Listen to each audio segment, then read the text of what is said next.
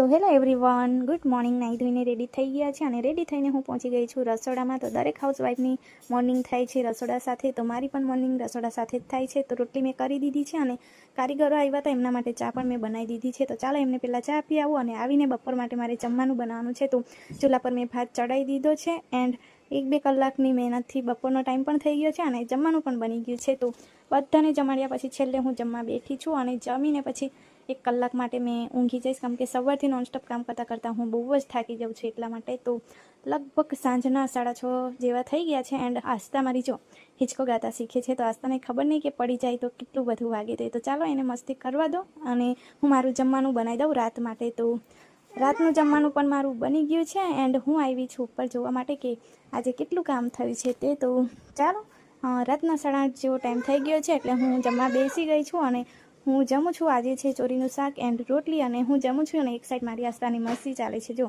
તો આસ્તા મારી ટેંગે ડાન્સ કરે છે. તો ચાલો આજનો મારો વિડીયો ગમ્યો હોય તો વિડીયોને like, share and subscribe. By.